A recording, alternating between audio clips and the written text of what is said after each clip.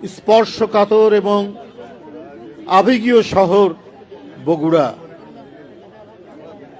এই বগুড়ায় জাতীয়তাবাদী শক্তির প্রতিটি মানুষ আস্তে আনন্দিত বোধ করে, গর্ববোধ করে।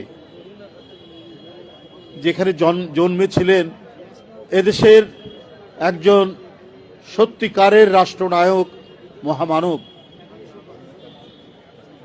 স্বাধীনতা যুদ্ধ, গণতন্ত্র প্রত্যেকটি ক্ষেত্রে যার অসামান্য অবদান, শহীদ রাষ্ট্রপতি জিয়াউর রহমান। এই জেলারই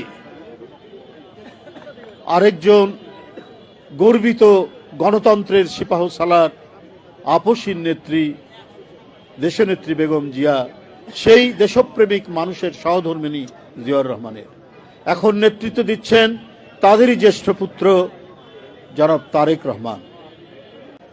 এই সংগঠনের যিনি প্রধান পৃষ্ঠপোষক, বিএনপির ভারপ্রাপ্ত চেয়ারম্যান তারেক রহমান, তিনি এর পৃষ্ঠপোষকতা দান করেন এবং তার যে মানবতার প্রতি যে আকুলতা, এটা অভিভূত করেছে। কোথায় কি ঝড়, কি বৃষ্টি, কি শরৎ, কি বসন্ত, সবসময় যেন তিনি নজরদারি করে আছেন সংবাদপত্রের পাতায়।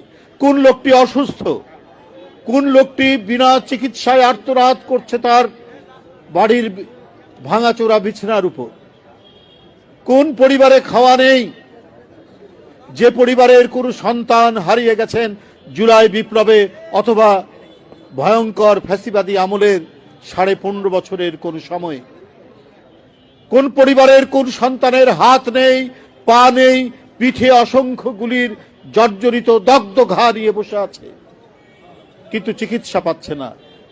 জনাব তারেক রহমানের চোখ যেন পড়ে আছে সেই দিকে। এই টিম যাওয়া মানে শুধু ওই টিম যাওয়া না, রিজভী আহমেদ, রুমন বা মিথুনদের যাওয়া নয়। এই টিম যাওয়া মানে স্বয়ং তারেক রহমান তাদের পাশে গিয়ে দাঁড়াচ্ছেন।